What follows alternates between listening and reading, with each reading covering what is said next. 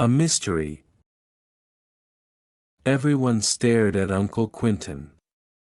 There, he was, intently watching the jackdaws, his hands in his pockets. He hadn't seen the children or his wife. Timmy leapt to his feet and gamboled over to George's father. He barked loudly. Uncle Quentin jumped and turned around. He saw Timmy, then he saw all the others staring at him in real astonishment. Uncle Quentin didn't look particularly pleased to see anyone. He walked slowly over to them, a slight frown on his face. "This is a surprise," he said. "I had no idea you were all coming today." "Oh, Quentin," said his wife, reproachfully. "I wrote it down for you, in your diary." "You know I did." "Did you?" "Well, I haven't looked at my diary since, so it's no wonder I forgot," said Uncle Quentin, a little peevishly. He kissed his wife, George and Anne, and shook hands with the boys. "Uncle Quentin, where did you come from?" asked Dick, who was eaten up with curiosity. "We've looked for you for ages." "Oh, I was in my workroom," said Uncle Quentin, vaguely. "But where's that?" demanded Dick. "Honestly, Uncle, we can't imagine where you hid yourself. We even went up the tower to see if you were in that funny glass room at the top." "What?" exploded his uncle, in a sudden surprising fury. "You dared to go up there? You might have been in great danger. I've just finished an experiment, and all those wires in there were connected with it." "Yes, we saw them acting a bit strangely," said Julian.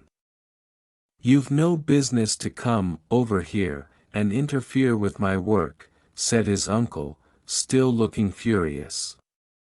"How did you get into that tower?" "I locked it." "Yes, it was locked all right," said Julian.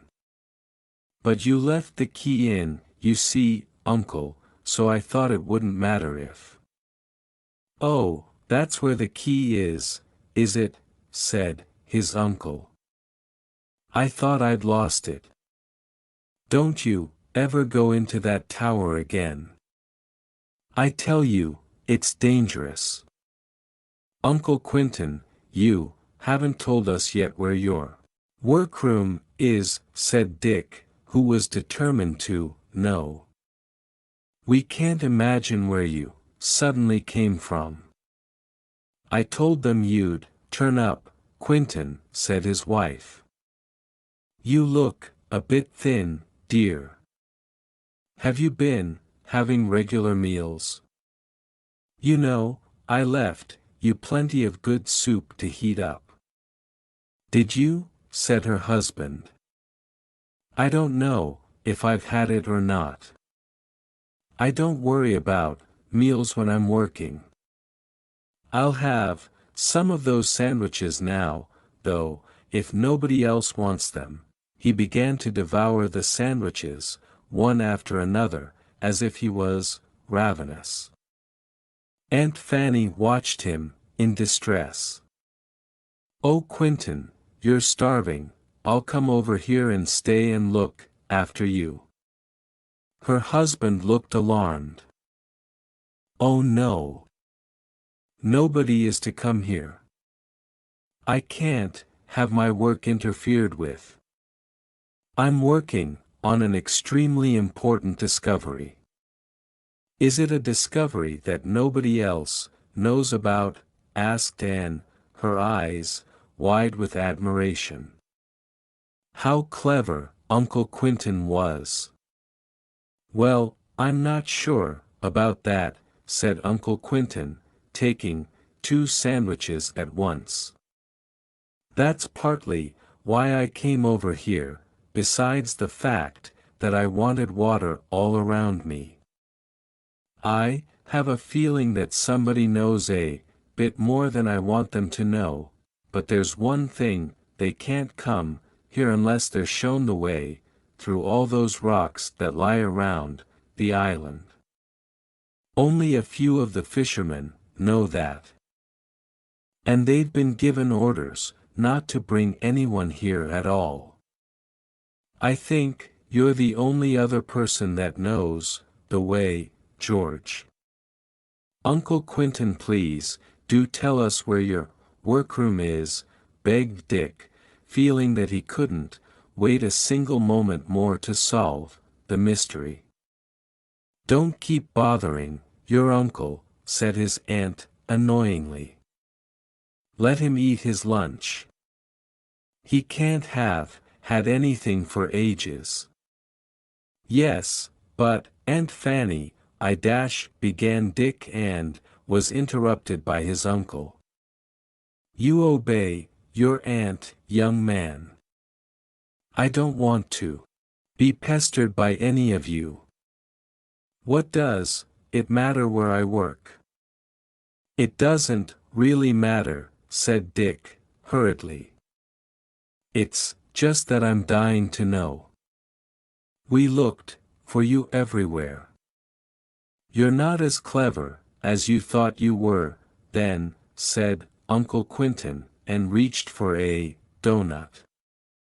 George, take this dog of yours away from me. He keeps breathing down my neck, hoping I'll give him a titbit. I don't approve of titbits at mealtimes. George pulled Timmy away. Her mother watched her father gobbling up the rest of the food. Most of the sandwiches she'd saved for tea time had gone already. Poor Quentin. How very hungry he must be. Quentin, you don't think there's any danger for you here, do you? She said. I mean, you don't think would try to come spying on you, as they did anyone once before? No. How could they, said her husband. No plane can land on this island. No boat can get through the rocks unless the way through is known, and the sea's too rough around the rocks for any swimmer.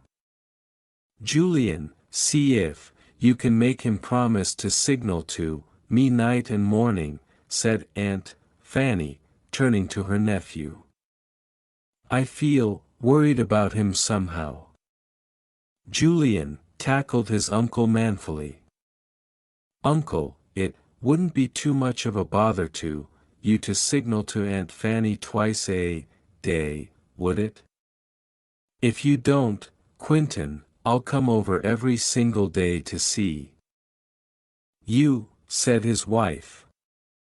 And we might come, too, said Anne mischievously. Her uncle looked alarmed at the idea. Well, I could signal in the morning and in the evening when I go up to the top of the tower, he said. I have to go up once every 12 hours to readjust the wires. I'll signal then.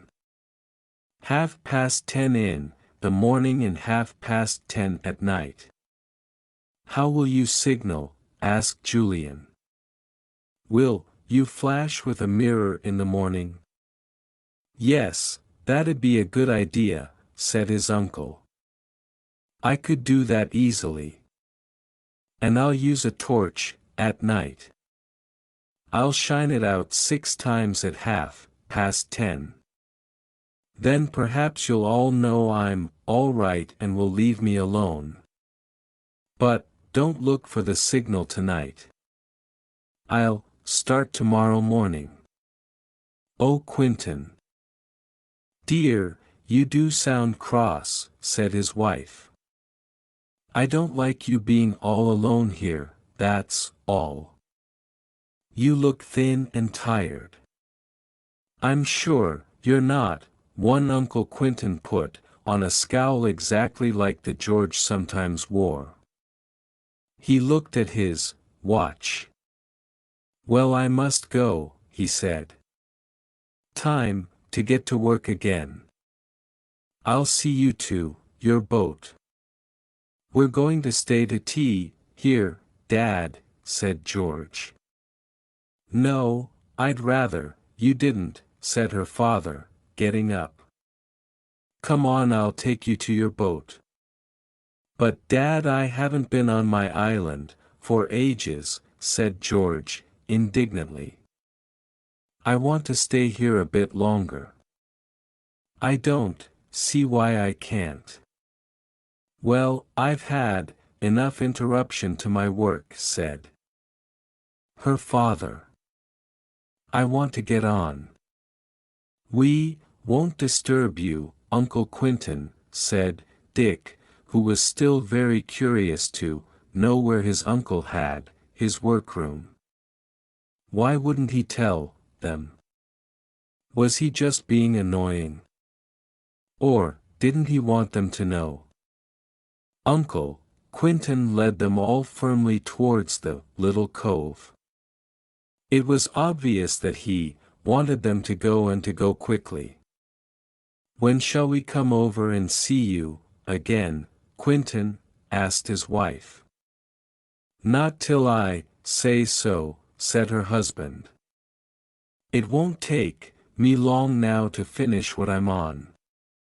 Look, that dog's got a rabbit at last.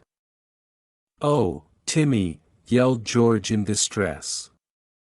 Timmy dropped the rabbit he'd actually managed to grab. It scampered away unhurt. Timmy came to his mistress looking very sheepish. You're a very bad dog. Just because I took my eye off you for half a second. No, it's no good licking my hand like that. I'm cross. They all came to the boat. I'll push her off, said Julian. Get in, all of you. Well, goodbye, Uncle Quentin. I hope your work goes well. Everyone got into the boat. Timmy tried to put his head on George's knee, but she pushed it away. Oh, be kind to him and forgive him, begged Anne. He looks as if he's going to cry. Are you ready? Cried Julian. Got the oars, George? Dick, take the other pair. He shoved the boat off and leapt in himself. He cupped his hands around his mouth. Don't forget to signal. We'll be watching out morning and evening, and if you forget, I'll come over the very next day. Called his wife. The boat slid away down the little inlet of water, and Uncle Quentin was lost to sight. Then, around the low wall of rocks went the boat, and was soon on the sea. Open, Jew, watch and see if you can make out where Uncle Quentin is, when we're around these rocks, said Dick. See what direction he goes in. Julian tried to see his uncle, but the rocks just there hid the cove from sight, and there was no sign of him at all. Why didn't he want us to stay? Because he didn't want us to know his hiding place, said Dick. And why doesn't he want us to know? Because it's somewhere we don't know either. But I thought we knew every single corner of my island, said George. I think it's mean of Dad not to tell me if it's somewhere I don't know. I can't think where it can be. Timmy put his head on her knee again. George was so absorbed in trying to think where her father's hiding place could be that she absent-mindedly stroked Timmy's head. He was almost beside himself with delight. He licked her fingers lovingly. "Oh, Timmy, I didn't mean to pet you for ages," said George. "Stop licking my hands. You make them feel wet and horrible." "Dick, it's very mysterious, isn't it? Where can Dad be hiding?" "I can't imagine," said Dick. He looked back at the island. A cloud of jackdaws rose up into the air, calling loudly, "Chack, chack, chack." The boy watched them. What had disturbed them? Was it Uncle Quentin? Perhaps his hiding place was somewhere near that old tower, then, the one the jackdaws nested in. On the other hand, the jackdaws often rose into the air together for no reason at all. 7. "Those jackdaws are making a bit of fuss," he said. "Perhaps Uncle's hiding place isn't far from where they roost together, by that tower."